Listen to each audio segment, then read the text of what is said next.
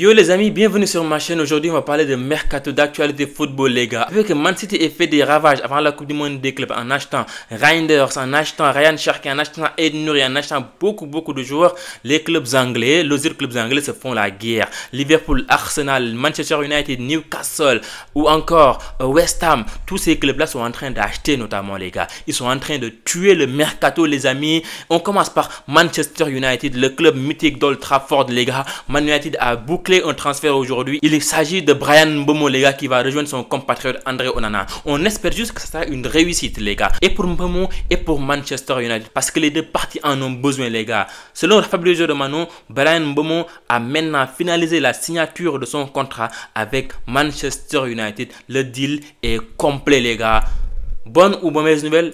Le temps nous le dira. Mais en tout cas, Man United a besoin de joueurs frais. Man United a besoin de joueurs qui osent. Et Man United a besoin d'un style de jeu bien défini. En tout cas, là, Ruben Amorim est actuellement en train d'acheter. Il est en train de faire son transfert. Il faudra vraiment qu'il réussisse. Oui, vous le sentez, je suis un mancunien. Ruben Amorim doit faire un travail qu'il faut. Et donc là, comme vous le voyez, Mbeumo va rejoindre Matheus Cunha. Matheus Cunha aussi qui a été recruté il y a quelques temps. Les deux joueurs, j'espère qu'ils vont faire beaucoup de choses et qu'ils vont réussir, notamment à Old Trafford, les gars. Personnellement, j'en ai vraiment besoin. J'ai besoin de ça pour exister, les gars. Vous ne pouvez pas imaginer comment c'est difficile de voir des Arsenal, des Tottenham, des Chelsea qui vont en Champions League et que nous, Man United, le club Manchester United n'y va pas, les gars. C'est pas normal du tout. Et cette année, il faut vraiment qu'on fasse le nécessaire pour vraiment représenter l'Angleterre en Champions League ou bien en Europa League, les gars, pour l'année prochaine. Europa League, je ne veux pas même pas. Je veux même pas d'Europa League. Je veux la Champions League, les gars. La saison prochaine est bien annoncée parce que Liverpool aussi a fait des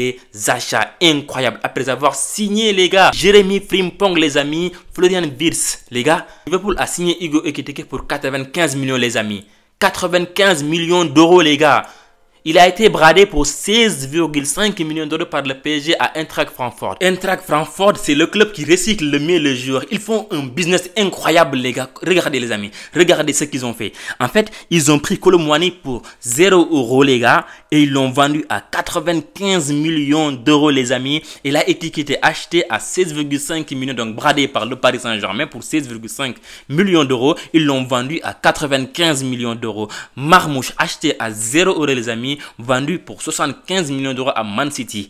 Les amis, Jovic, 22 millions d'euros acheté, vendu au Real Madrid pour 60 millions d'euros, les amis. Sébastien Haller, acheté à 12 millions d'euros et vendu pour 50 millions d'euros, les gars. 375 millions d'euros de vente, dont 324,5 millions d'euros de plus-value réalisée sur ces 5 joueurs uniquement, les gars. En tout cas, ce club fait son affaire. Il fait du business incroyable. Moi, je me demande pourquoi, les gars, Liverpool a mis 95 millions d'euros sur Hugo Ekitike, les amis. Hugo Ekitike, bon, personnellement, je suis pas fan du joueur. Ce qui est sûr, c'est que Eintracht Francfort, ils ont pris le joueur, ils l'ont refait. En Allemagne, il a été considéré comme un joueur très artistique. Un des joueurs les plus talentueux de ce championnat, les gars. Comment est-ce que c'est possible? En tout cas, les amis, je souhaite tout le meilleur à Hugo Ekitike et à Liverpool, les amis. Mais on reste en Angleterre, les gars. Man United a avancé des offres par rapport à Gyökeres et ce dernier a refusé, se disant qu'il ne voulait parler qu'avec Arsenal, les gars. Vous vous rendez compte? Ce joueur a refusé le grand Man United. Bon, c'est plus grand actuellement, c'est un peu moins grand qu'Arsenal actuellement, mais a refusé Man United pour Arsenal, les amis. C'est incroyable. On nous manque de respect à chaque fois maintenant. C'est incroyable comment est-ce qu'aujourd'hui on n'est plus dans la discussion pour récupérer les grands buteurs, les grands joueurs, les amis. C'est écœurant pour moi. C'est écœurant pour un club comme Manchester United, les amis. Et donc Gyökeres, actuellement son dossier a pris vraiment beaucoup de temps. Il se bagarre avec son entraîneur. Il se bagarre avec son président. Parce que lui, il ne veut qu'Arsenal et son club ne voulait pas le vendre de base. Même son club l'a proposé en Arabie Saoudite. Mais le mec, non, il entre en guerre. Il refuse d'aller aux entraînements pour Arsenal, les amis. Le dossier n'avance pas forcément actuellement, mais Arsenal en tout cas reste toujours le grand favori pour récupérer Gyökeres. Et les gars, ça sera une très belle prise pour Arsenal. Franchement, je leur souhaite parce que j'ai envie de voir quand même un championnat anglais vraiment très compétitif, que tous les clubs aient vraiment tous des éléments pour pouvoir aller se battre à armes égales, les gars. City a fait un bon recrutement, Liverpool fait un très bon recrutement, Man United est derrière un peu quand même, et Arsenal, il faut que vraiment Arsenal suive. Chelsea a fait vraiment le taf aussi, les gars. Les gars, j'ai envie de revenir sur ça, les amis. Regardez, c'est numéro 20 là. J'ai vraiment vu ça en publication et j'ai dit waouh.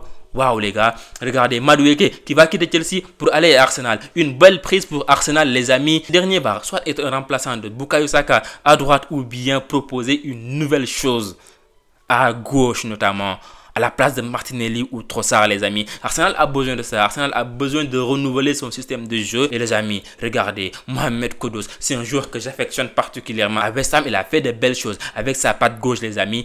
Kudus, il est juste incroyable. Donc Tottenham a fait une très belle prise là actuellement les gars. Il va pouvoir jouer en Champions League et pouvoir montrer donc de quoi est-ce qu'il est capable les amis. Les gars, qu'est-ce qu'on a encore? Regardez les gars, regardez qu'est-ce qu'on a encore. Elanga, l'ancien de Man United qui a fait des étincelles à Nottingham Forest, a rejoint Newcastle les amis.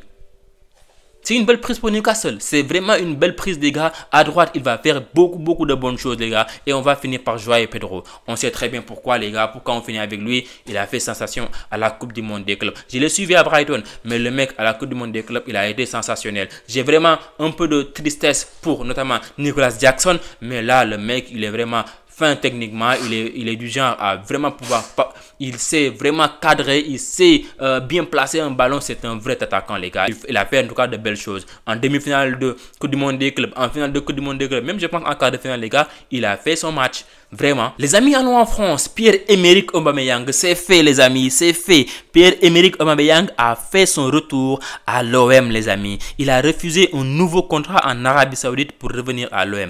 Vraiment respect, il a refusé le cachet pour notamment revenir et jouer pour l'OM. Les gars, son année à l'Olympique de Marseille a été juste incroyable, on est tous d'accord. Les gars, c'est une bonne chose. C'est une bonne chose pour la Ligue. On a vraiment besoin de plus, mais d'énormément de rivalité pour le Paris Saint-Germain qui est en train d'écraser la Ligue 1, les gars. Ce n'est pas normal. Mais les amis, on ne va pas finir cette vidéo sans pour autant souligner Lionel Messi, les amis. Il est juste exceptionnel, les amis. Le vieux est toujours aussi fin. C'est un 20, les gars, qui vieillit. Sur 8 matchs, il a fait 6 doublés, les gars, les amis. 5 passes décisives, les amis. En tout cas, selon les Barcelonais et selon les chiffres qu'on a actuellement, le mec a dépassé Cristiano Ronaldo sur le nombre de buts sans penalty. Je dis ça, je dis rien. Je ne commente pas, je ne suis pas pro-Messi. Je vous laisse avec la vidéo. Dites-moi ce que vous en avez pensé dans les commentaires. J'ai vraiment hâte de vous lire et je vous dis à très bientôt pour une nouvelle vidéo sur l'actualité football, les gars. Ciao!